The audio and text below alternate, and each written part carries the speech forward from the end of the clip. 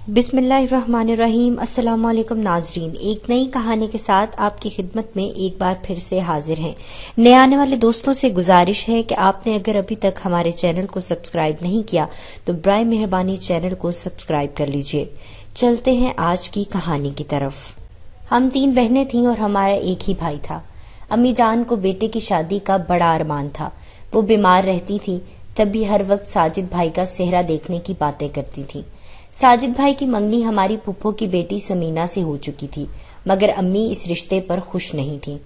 ये रिश्ता अब्बू की मर्जी से हुआ था। इनको बहन की खुशनुदी मतलूब थी। हमको इस बात से क्या गर्ज कि भाई की शादी किससे हो रही है। हम तो बस यही खुशी मना रहे थे कि घर में भाभी आएगी, आंगन में रौनक होगी, हम भाभी के नाज उठाएंगे और वो हमसे प्यार करेगी। समीना तो फिर हमारी कजन थी। इन दिनों बड़ी धूमधाम से घर में साजिद भाई की शादी की तैयारियां हो रही थी कि अचानक अम्मी जान की तबीयत खराब हो गई। काफी दिनों से बीमार थी। अफसोस इकलौते बेटे का सेहरा न देख सकी और इस जहाने फानी से रुखसत हो गई। मैं तो अम्मी जान के गम से निढाल हो गई। हर वक्त आंखें नैन बहाती थीं। बहनें तसल्लियां देती कि रोने से अम्मी वापस तो नहीं आ जाएंगी, अब खुद को संभालो। गरचे वो भी गमजदा थीं, लेकिन मेरी कैफियत तो अजब थी। कभी अम्मी घर के किसी कोने में महसूस होती और कभी किसी कमरे से इनकी सदा सुनाई देती, जैसे कि वो मुझे पुकार रही हों। मेरी ज़हनी हालत को देखते हुए अब्बू भी डर गए। तभी उन्होंने फैसला किया कि जल्द अज जल्द बेटे की शादी करके बहू को घर ले आना चाहिए। बच्चियों का दिल दुल्हन भाभी से बहल जाएगा। समीना से हम तीनों की दोस्ती थी। वो कोई गैर नहीं थी, हमसे मानूस थी और सहेली जैसी थी। अब्बू ने फूफो से मशवरा किया और यूं बाहम रजामंदी से भाई की शादी की तारीख तय हो गई। जब मुझे अब्बू ने बताया कि 15 दिनों बाद तुम्हारी भाभी घर आ जाएगी तो मुझे खुशी का एहसास हुआ, क्योंकि सबसे ज्यादा अपने भाई का सेहरा देखने की चाह मेरी ही थी। इस खबर से अम्मी की वफात के बाद पहली बार मेरे लबों पर मुस्कुराहट आई। कहते हैं ना कि भाभियां माँ की तरह होती हैं। आज पहली बार यह एहसास जागा कि समीना भाभी बनकर माँ की जगह ममता भरा दिल लेकर हमारे घर आ रही है तो हमको सुकून देगी। अम्मी के जाने के बाद जो खला था, अब इसी से तो पुर होना था। अम्मी की वफात को 4 माह गुजर गए थे कि हमारे घर में खुशी का दिन आ गया और आंगन में ढोलक बजने लगी, गीतों की आवाजें आने लगी। हम तीनों बहनें अम्मी का गम भुलाकर मोहल्ले की लड़कियों के साथ शादी के गीत गाने लगी। फुप्पो ने समझा दिया था कि शादी के दिनों में आंसू गिराना और ना ही माँ को याद करके रोना। इनकी सबसे बड़ी खुशी यही थी कि साजिद के सर पर सेहरा सजे। खुशी के इस मौके पर अगर तुम रोई तो इनकी रूह को तकलीफ होगी। बड़े अरमानों से समीना को भाभी बनाकर अपने घर ले आए। हमारी खुशियों का दिन था। अब्बू की खुशी का भी ठिकाना नहीं था। उन्होंने मकान को रंगीन कुमकुमों और फूलों से सजा दिया था। वो भी समीना को बहू बनाकर लाने पर बहुत मसरूर थे। समीना भाभी ने 4 दिन सिर्फ सुकून से गुजारे। शायद कि वो वैसी ना थी जैसी नजर आती थी। जल्द ही गाजे की तरह इनकी बनावटी मोहब्बत का रंग उतर गया। वो नादान ही नहीं, मगरूर भी साबित हो गई। हमारे दुखे हुए दिलों पर मोहब्बत भरे सुलूक का फाहा रखने की बजाय बेरुखी का बर्ताव करने लगी। हमारे मासूम दिलों के जज्बों को समझने की बजाय धुतकारने लगी। भाई और अब्बू ने भी समझाया कि बेटी, ये बच्चियां तो इस घर में मेहमान हैं, असल मालकन तो तुम हो। इनके साथ ऐसा रूखा और हकारत भरा सलूक ना करो। ये तुम्हारी नंदे बाद में हैं, पहले तो मामू की बेटियां हैं। मगर ये मोहतरमा ना समझी और हमको ऐसे देखने और खलने लगी कि इन्होंने साजिद भाई से एक दिन साफ कह दिया कि अलग घर लेकर दो, या फिर ये इस घर में रहेंगी या मैं। उफ मेरे खुदा, क्या क्या ना ख्वाब हमने समीना से वाबस्ता कर लिए थे कि जब भाभी बनकर आएगी हमारे सारे दुख समेट लेगी। और अब ये हाल कि हमको देखते ही वो अपने कमरे का दरवाजा बंद कर लेती और इतने जोर के दरवाजे की आवाज आती लगता धमाका हुआ है। हमारे दिलों पर चोट लगती थी। अब्बू बहुत परेशान थे। वो समझ रहे थे कि भाभी के आने से बच्चियों का दिल बहल जाएगा। अब पछताने लगे कि ऐसी संगदिल भांजी को क्यों गले का ढोल बनाया। कई बार प्यार से इसे समझाया कि बेटी देखो, हम तुमको कितने अरमानों से लाए हैं और तुम हो कि मेरी बच्चियों से खार खाती हो। इस तरह कैसे गुजारा होगा। साजिद भाई पहले तो हमारी तरफ थे, رفتہ رفتہ وہ بھی بھابھی کی طرفداری کرنے لگے۔ وہ بلا وجہ ہمیں ڈانٹتے تو ہم تینوں کمروں میں چھپ چھپ کر روتی۔ پھر لڑائی رہنے لگی اور بھابھی روٹھ کر میکے چلی گئی۔ سمینہ سے ماں باپ نے سوال کیا کہ تم کو وہاں تکلیف کیا ہے آخر جو روٹھ کر آ گئی ہو؟ اس نے جواب دیا کہ میں نندوں کے ساتھ رہنا نہیں چاہتی، ساجد سے کہیں مجھے علیحدہ گھر لے کر دے ورنہ میں یہاں سے نہیں جانے کی۔ پھپھو اور پھوپھا نے بھی سمجھایا کہ وہ لڑکیاں ماں کے بغیر کہاں جائیں گی اور تم بھی الگ گھر میں اکیلی کیسے رہ لو گی؟ ساجد ان کا اکلوتا بھائی ہے، یہ قطعی مناسب نہیں کہ وہ باپ اور بہنوں کو چھوڑ کر دوسرے مکان میں جا کر رہائش اختیار کر لے، اور یہ بچیاں بیچاری تو مہمان ہیں، ان کی شادیاں ہو جائیں گی، اپنے اپنے گھروں کو چلی جائیں گی، اور تم پھر سکون سے رہنا جیسے تم رہنا چاہتی ہو۔ مگر وہ نہ سمجھی۔ سمینہ کے میکے جانے سے ساجد بھائی بہت ڈسٹرب تھے، اداس رہتے تھے، انہوں نے کھانا پینا تک چھوڑ دیا تھا۔ بھائی کی حالت دیکھ کر مجھے بہت افسوس ہوتا تھا اور میں یہ برداشت نہیں کر سکتی تھی، اسی لیے ایک روز بھابھی کو منانے چلی گئی۔ مجھے دیکھ کر بھابھی نے منہ پھیر لیا۔ پھپھو نے آگے بڑھ کر گلے لگایا، بیٹی کو کہا کہ کیا ہو گیا ہے تمہیں؟ مہمان سے اتنی بے رخی، اتنی بھی تمیز نہیں ہے کہ گھر آئے مہمان سے کیسے ملتے ہیں؟ چلو اس سے ملو۔ بجائے ملنے کے سمینہ نے خوب سنائی۔ میں تو اس کو منانے گئی تھی اس لیے چپ کر کے سنتی رہی۔ وہ دل کی بھڑاس نکال چکی تب میں نے معافیاں مانگی، حالانکہ قصور بھی ہمارا نہیں تھا۔ جب کسی صورت نہیں مانی تو ان کا بھائی سلطان جو بھابھی سے 2 برس بڑا تھا کہنے لگا، چلو میں ساتھ چلتا ہوں اور چند دن تمہارے گھر رہوں گا، دیکھنا چاہتا ہوں قصور کس کا ہے، پھر فیصلہ کر لیں گے۔ بڑے بھائی کے اصرار پر بھابھی گھر آ گئی مگر سلطان ساتھ آیا۔ ابو نے سلطان کو اوپر کی منزل پر کمرہ خالی کر کر دے دیا کیونکہ ان کے فائنل ایئر کے پیپرز ہو رہے تھے، وہ امتحان کی تیاری کو آئے تھے۔ ابو بہو کی خوشی کے لیے سلطان کا بہت خیال رکھتے تھے۔ سلطان کے رہنے کا ایک فائدہ یہ ہوا کہ سمینہ نے ہم نندوں سے الجھنا چھوڑ دیا۔ وہ جب کوئی ایسی بات کرتی جس سے لڑائی ہو، سلطان ان کو روک دیتا اور سمجھاتا۔ وہ بہت سلجھا ہوا اور انصاف پسند تھا، تبھی ہم بہنیں اس کی دل سے عزت کرنے لگیں۔ سلطان نے ہمارے سلگتے ماحول کو جنت بنا دیا تھا۔ میں دل سے اسے پسند کرنے لگی، حالانکہ میں جانتی تھی کہ وہ اپنی خالہ کی بیٹی نور کو چاہتا ہے اور بزرگوں کے درمیان ان کی شادی کی بات چل رہی ہے۔ میں نے اپنی پسندیدگی کو سب سے چھپا لیا۔ میری چاہت یک طرفہ تھی، اسی لیے خود سے بھی ڈرتی تھی۔ سوچتی تھی کہ میں غلط سمت میں سفر کر رہی ہوں، ایسا سفر جس کی کوئی منزل نہیں تھی، یہ صرف ایک ویران رستہ تھا جسے مجھے اکیلے ہی طے کرنا تھا۔ سب سے زیادہ خوف زدہ تو میں بھابھی سے تھی کیونکہ وہی میری سب سے بڑی دشمن تھی۔ وہ تو پہلے ہی آتش فشاں بنی ہوئی تھی اور میں چلی تھی کہ ان کے بھائی کو دل میں بسا لوں۔ ایک دن جبکہ سلطان کے کمرے کی صفائی کے لیے میں اوپر کی منزل گئی، اس نے مجھ سے اپنا حال دل بیان کر دیا۔ تبھی بے اختیار میرے منہ سے یہ الفاظ نکل گئے کہ نور کا کیا بنا؟ سلطان نے قسم کھا کر کہا کہ وہ معاملہ اب نہیں ہے، دراصل میں اسے پسند کرتا تھا مگر وہ مجھے پسند نہیں کرتی تھی۔ میرے التفات کے جواب میں جب اس نے بے رخی برتی تو میں نے بھی اس کا خیال دل سے نکال دیا۔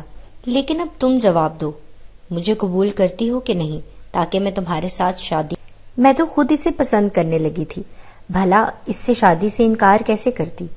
امی نہ تھیں، ابو کام پر چلے جاتے، ساجد بھائی بھی ڈیوٹی پر ہوتے، بہنیں دونوں کالج جاتی، گھر میں سمینہ رہ جاتی، سلطان تو اوپر کی منزل پر ہوتا اور اپنے کمرے میں پڑھائی میں مصروف ہوتا۔ جب بھابھی سو جاتی تو میرا جی چاہتا کہ سلطان کے پاس جا کر بیٹھوں، اس سے باتیں کروں، اسے دیکھوں۔ تب میں چائے دینے کے بہانے اوپر چلی جاتی۔ میرے ساتھ سے سلطان کو بھی خوشی ہوتی مگر میں زیادہ دیر نہیں ٹھہرتی تھی، جانتی تھی کہ یہ رستے کانٹوں بھرے ہوتے ہیں، خود کو روکتی کہ آگے نہ بڑھو، جہاں تک پہنچی ہو بس وہاں سے ہی لوٹ جاؤ۔ جب ہم دونوں کو اپنے دل پر قابو نہ رہا تو مجبور ہو کر سلطان نے اپنی ماں سے بات کی کہ وہ مجھ سے شادی کرنا چاہتا ہے۔ اس پر پھپھو خفا ہو گئی اور کہا، بیٹے کیا اسی مقصد کے لیے وہاں جا کے رہ رہے ہو؟ کان کھول کر سن لو، تمہاری شادی ہمنا سے نہیں ہو سکتی کیونکہ پہلے تم نور پر فریفتہ تھے، بڑی مشکل سے میں نے اپنی بہن اور بھانجی کو جب منا لیا ہے تو اب تم میرے منہ پر خاک ملنے چلے ہو۔ جب سلطان کو پتا چلا کہ نور راضی ہے وہ تو خوشی سے دیوانہ ہو گیا، اس کی پہلی آرزو تو وہی تھی۔ نور بھی سلطان کی آنکھوں میں اپنے لیے محبت کے روشن دیے دیکھ چکی تھی مگر وہ بھرم والی لڑکی تھی، اس نے بظاہر سلطان کی حوصلہ افزائی نہیں کی وہ مایوس ہو گیا، سمجھا کہ نور کسی اور کو چاہتی ہوگی، تبھی مجھ سے دل لگا بیٹھا۔ ماں سے یہ سنا کہ نور بھی شادی کے لیے آرزو مند ہے تو اس کو اپنے خواب پورے ہوتے نظر آنے لگے۔ وہ فوراً ہمارے گھر سے چلا گیا۔ مجھے بڑا عجیب لگا کہ یہ اچانک اسے کیا ہو گیا ہے۔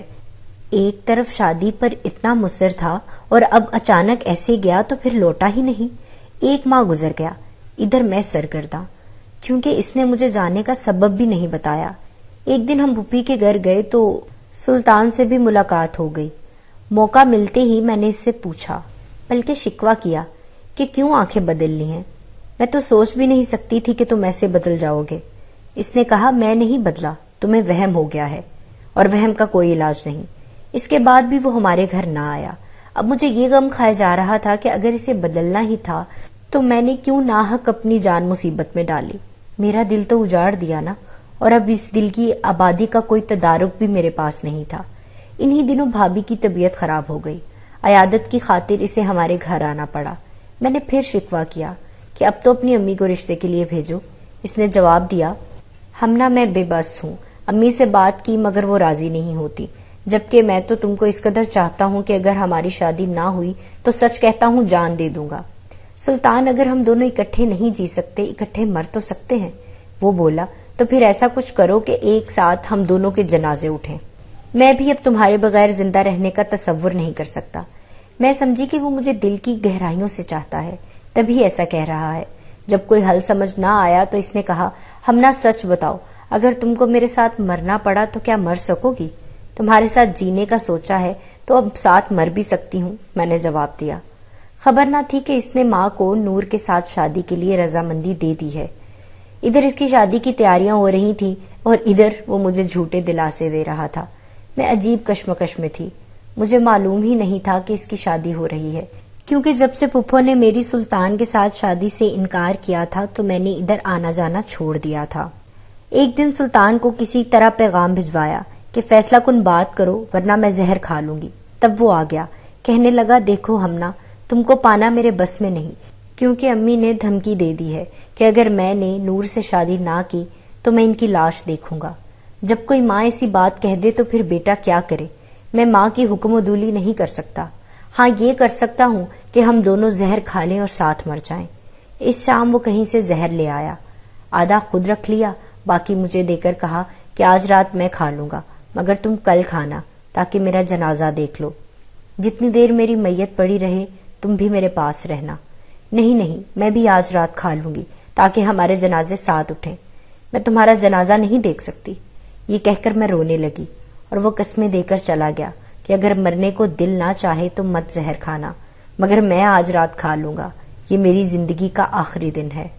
اس کے جانے کے بعد میں خوب روئی اور رات کو 12 بجے سے فون کیا۔ اس نے ریسیور اٹھایا اور مدھم آواز میں کہا، ہمنا، میں نے زہر کھا لیا ہے اور میں تھوڑی دیر میں مر جاؤں گا، میرا دم گھٹ رہا ہے۔ آواز سے لگا اس کی حالت ٹھیک نہیں ہے۔ پھر جیسے ریسیور اس کے ہاتھ سے چھوٹ گیا، اف میرے خدا، میں تو لرز گئی، اور پھر میں نے جلدی سے زہر نکالا۔ اسے پھانکنے کو تھی کہ کسی غیبی آواز نے روکا، مت کھانا زہر، خودکشی حرام ہے، اپنے خدا کو ناراض نہ کرنا ورنہ بخشش نہیں ہوگی۔ میرا ہاتھ تھم گیا اور میں نے زہر پھینک دیا۔ رات بھر میں روتی رہی کیونکہ ریسیور کو دوبارہ کریڈل پر کسی نے نہیں رکھا تھا۔ میں اسے پکارتی رہی، ادھر سے مکمل خاموشی تھی، کوئی جواب نہ ملا۔ خوف سے جیسے کسی کو بتاتی کہ وہ مجھ نادان کے باعث سلطان نے زہر کھا لیا ہے۔ بھابھی کو بتانے کی بھی مجھ میں جرت نہ ہوئی کہ گھر میں وہی تو ہماری سب سے بڑی دشمن تھی۔ رو رو کر بے ہوش ہو گئی۔ صبح ہوش آیا تو سب کچھ معمول کے مطابق تھا۔ بھابھی کی طرف گئی کہ اب تک تو سلطان کے مرنے کی اطلاع آ گئی ہوگی، وہ رو رہی ہوگی، میکے جانے کی تیاری کر رہی ہوں گی۔ وہ واقعی میکے جانے کی تیاری کر رہی تھی مگر رو نہیں رہی تھی۔ میں نے ڈرتے ڈرتے پوچھا، بھابھی خیر تو ہے، کہاں جا رہی ہیں اتنی صبح؟ بولی، تمہیں نہیں معلوم، آج سلطان کی نور کے ساتھ شادی کی تاریخ رکھی جا رہی ہے۔ کل رات امی کا فون آیا تھا، میکے جا رہی ہوں، ابھی تھوڑی دیر میں سلطان لینے آئے گا۔ میں پریشان ہو گئی کہ وہ کیسے لینے آئے گا، وہ تو شاید ابھی کوئی بری اطلاع آ جائے اس کے آنے کی بجائے۔ نہیں، خدا نہ کرے ایسا ہو، خدا کرے وہ زندہ ہو۔ میں طرح طرح کی خیالات ذہن میں لانے لگی۔ میرے کان دروازے کی طرف لگے تھے۔ तभी कार के हॉर्न की आवाज आई। मैं दौड़कर छत पर गई। सुल्तान ही था। वो जिंदा था, सदशुक्र। वो गाड़ी से निकला, भाभी का बैग उठाकर कार की डिग्गी में रख दिया और फिर अपनी बहन को लेकर चला गया। मैं छत से देखती रह गई। तो ये सब ड्रामा था। मुझे मारने की तरकीब चली थी इसने। जहर नहीं खाया था और अब वो अपनी खुशियों भरे रास्ते की तरफ जा रहा था। इसकी शादी हो रही थी और मैं जिंदा थी। मुझसे बिछड़कर वो ना सिर्फ जिंदा था बल्कि खुश था। इतनी बेवफाई जिसका मैं तसव्वुर भी नहीं कर सकती थी। तो क्या वो चीज जहर नहीं थी जो वो लाया था? वो एक मजाक था या फिर हकीकत? क्या वो वाकई मुझे जहर देकर अपनी जान छुड़ाना चाहता था? तो इसके लिए मुझे जहर देकर मारने की क्या जरूरत थी? मैं तो वैसे ही बगैर जहर खाए मर गई थी। आज सुल्तान अपनी बीवी के साथ खुश है, अच्छी जिंदगी गुजार रहा है, मगर मुझे शादी से नफरत है। मुझे मर्द जात से ही नफरत है कि जिसके पास वफा नाम की कोई चीज नहीं। सोचती हूँ कि अगर इस दिन जज्बात में आकर मैंने जहर खा लिया होता तो अच्छा था, मगर अच्छा ही हुआ कि मैंने जहर नहीं खाया, वरना मुझे कैसे पता चलता कि सुल्तान झूठा है और इसने झूठ बोलकर मेरी जिंदगी लेनी चाहिए थी। मेरी दोनों बहनों की शादियां हो गई हैं। मैं अपनी बड़ी बहन के साथ रहती हूँ और इसके प्यारे प्यारे बच्चों से जी बहलाती हूँ, क्योंकि बच्चों का प्यार मासूम होता है और ये दुखी लोगों के लिए मरहम की तरह होता है। मुझे सिर्फ बच्चों के प्यार पर एतबार है, क्योंकि बच्चे मन के सच्चे होते हैं। एक मर्द की वजह से सारी दुनिया के मर्दों से मेरा एतबार उठ गया और मुझे आज तक ये समझ नहीं आई कि ये हकीकत थी या अफसाना जिसने मेरी पूरी जिंदगी को बदल के रख दिया। तो नाजरीन, ये थी आज की कहानी। अगर आपको हमारी कहानी पसंद आई हो तो इसे लाइक कीजिए, शेयर कीजिए, कमेंट बॉक्स में अपनी राय का इजहार जरूर कीजिए कि आपको कहानी कैसी लगी। और अगली कहानी तक के लिए मुझे इजाजत दीजिए।